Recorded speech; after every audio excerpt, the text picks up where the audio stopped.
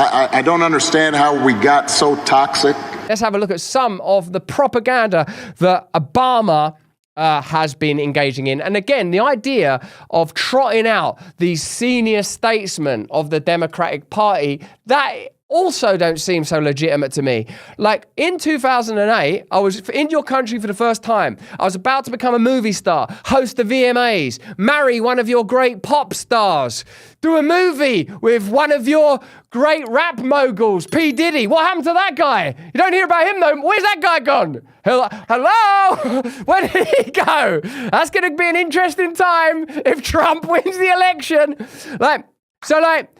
And then when Obama was I remember when he come out, it was either the inaugural, it wasn't the inaugural speech actually, it was some sort of celebratory speech. And I thought, this is cool. Like this is we've got a black president of the United States, he's got black kids, black wife. This is going to be good for America. Because if you're outside of your country, like one of the things you know is about the sort of colonial land grab from the British, big part of that. You know about the history of slavery. Now, obviously, I've learned a great deal more about both those subjects in the intervening years. But more significant than that, we saw how Obama run America. Most significantly and undeniably, in 2008, when the financial industry, seemingly deliberately, but at best with negligence, collapsed the global financial system, and nobody was prosecuted for that. Ordinary Americans and people around the world are still suffering as a consequence of those financial decisions.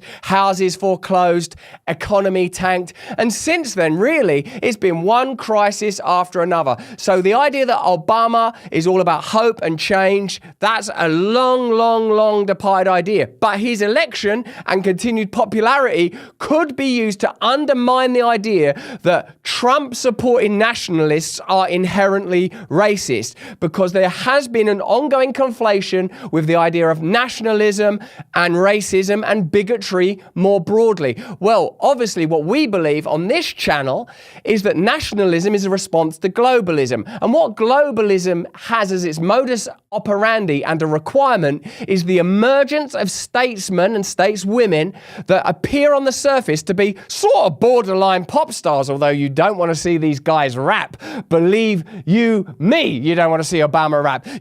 Do we care about Bill Clinton playing the saxophone? Sorry about that. I should have explained what that mime was earlier.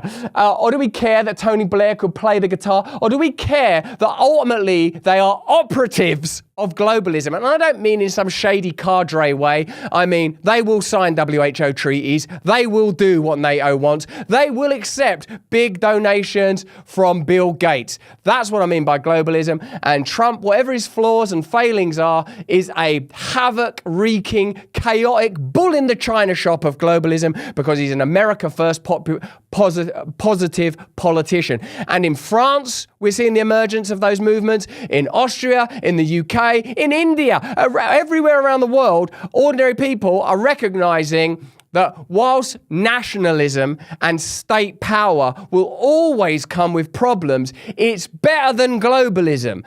What would be better than national power would be, I suppose, localized power at the region of the community, decentralization wherever possible. But we'll get into that after we've understood the toxicity that has been brought about into American political life, after we've seen Barack Obama talking about that toxicity. Let's have a look at what Barack Obama talking about. I just don't understand how things got so toxic. It's not as if, the entire political establishment has been trying to persecute a political opponent for a while. It's not as if every single news item has said, I think Trump's the new Hitler, for about 8 years now. It's not as if in 2016, when Trump won the election, Hillary Clinton falsely claimed that Russian bots must have supported and brought about that election.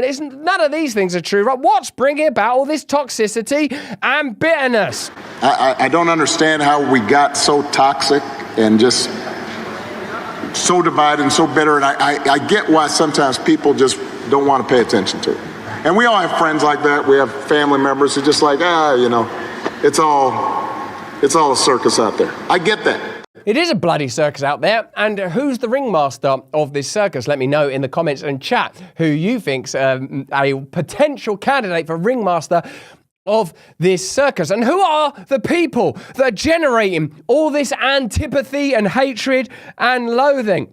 This is Joe Biden, literally on the same day that Obama was saying, what's all causing all this toxicity, saying that Donald Trump's the new Dr. Mengele, or the new Mussolini, or the new Pol Pot, or that he eats babies, or that he conducts dark ceremonies to the owl god Moloch. I mean, so I know this sounds bizarre. It sounds like if I said this 5 years ago, you'd lock me up. We gotta lock him up. Like when that whole lock her up stuff was happening, do you remember the haughty, supercilious, condemnatory piety that came out of that party? You can't say things like lock her up, lock her up. And do you ever pause to think when you see Joe Biden these days, wait a minute, that guy was...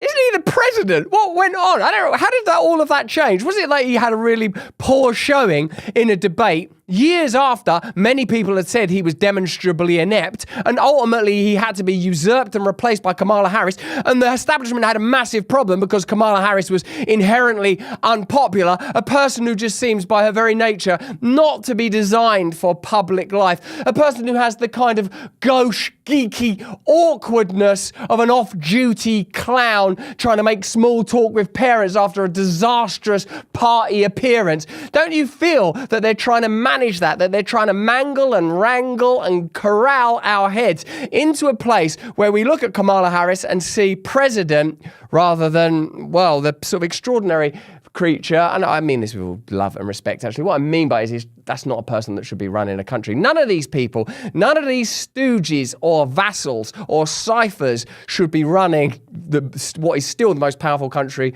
on earth. Not for long, though, if this BRICS deal happens. Not for long, though, if you start seeing nuclear superpowers, well, one superpower, Russia, and nuclear power, North Korea, forming alliances. Do you know that with the forthcoming election, there's a good chance that the world will be, and in particular America will be, a lot more crypto-friendly? And that's where today's sponsor, Go Mining, comes in. They offer a new way of earning Bitcoin by buying NFTs as a means to acquire a share of hash rate power already dedicated to Bitcoin mining. It helps to avoid difficulties associated with purchasing and maintaining mining equipment. The cheapest NFT is only about $25. The dashboard's pretty easy to navigate, even if, like me, you don't really understand cryptocurrencies that well, except it seems like a sensible thing to be invested in when fiat currencies around the world are collapsing. It's easy to operate. Go Mining has 9 data centers worldwide with significant computational power, offering the lowest electricity rates. Check out Go Mining's website and get a 5% discount using the code STAYFREE. My code is valid only for 10 days from now, so check it out now. If you're interested in Bitcoin, if you're interested in NFTs, but have previously found it too complex and haven't been able to find an interface that you can navigate, now is the right time for you to take advantage of the opportunity that Go Mining is offering you and me and anyone who wants to use it. So check it out now. Let's see the rest of what Biden and Kamala were saying. Political document. So yesterday we learned that Donald Trump's former chief of staff, John Kelly, a retired 4-star general, confirmed that while Donald Trump was president, he said he wanted generals like Adolf Hitler had. Can you imagine that? To even say some words like that. To say words like, look, I can imagine Trump saying something like that, can't you? Because he's a bit like an off-the-cuff guy, and he says things like, make myself dictator for a day, drill, drill, drill. He says a lot of crazy stuff, and it doesn't seem beyond the bounds of possibility that he's a person that would casually bring up Hitler. I'm a stand-up comedian. Sometimes I bring up Hitler in inappropriate situations because Hitler is a vivid sigil for sort of dark power, I suppose. But let me know in the comments and chat if you disagree with that. I'll bet there'll be people that would argue with it. Odium 1XV, for example, in the Rumble chat said Hitler had great generals, right? So if you're looking at it militarily, you might say Rommel, for example, who conducted their campaigns across North Africa, was a pretty good general, and it took sort of some significant work to oppose him. I guess that's what you're saying, right?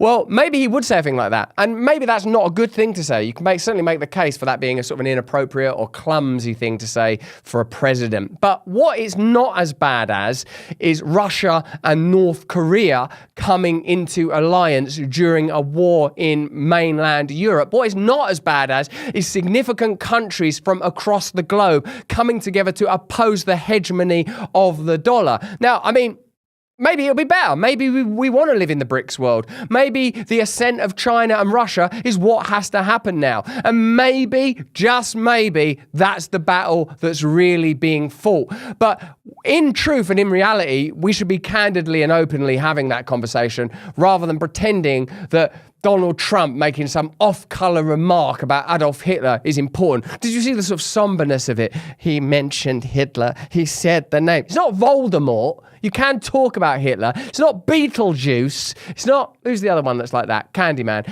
He's not like one of them people that you summons out of a mirror just by saying their name. We're about talk. It is deeply troubling and incredibly dangerous that Donald Trump would invoke Adolf Hitler, the man who is responsible for the deaths of 6 million Jews and hundreds of thousands of Americans.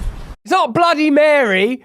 You know, it's not like he would like she's reminding us what Hitler did. Like, just in case, this just did, like she tried actually there. Did you see that? To equate Donald Trump. Donald Trump mentioned Hitler in a chat. And if you've not heard of Hitler, well, there were these terrible genocide. I think we know that Hitler was not a good guy. I don't think we're opening, hey, let's revise Hitler. Hitler, yeah, was that bad? The genocide, the murder of Jews, the murder of gays, murder of disabled people, waging wars across the world. Wait, waging wars? What? Provoking Russia into a, hang on a minute, maybe this Hitler character's a little more complicated than we thought.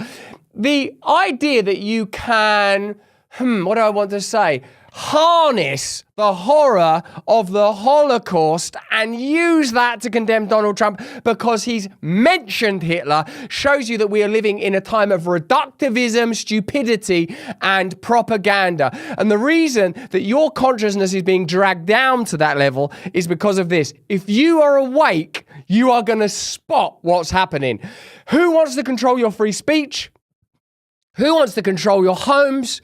Who wants to control your bodies in reality? For all this talk about pro-life, pro-choice, who really wants you to shut up and take your medicine? Let me know in the comments and chat what you think about that. If you're watching this on YouTube, remember, turn on the notification bell. Hey, thanks for watching. If you want to see more uncensored content where free speech can flourish, join our live stream. Click the link right here to watch the next video if you want to, or become a member of a growing movement. Download the Rumble app and you'll be informed every time we make a new piece of content. Stay free.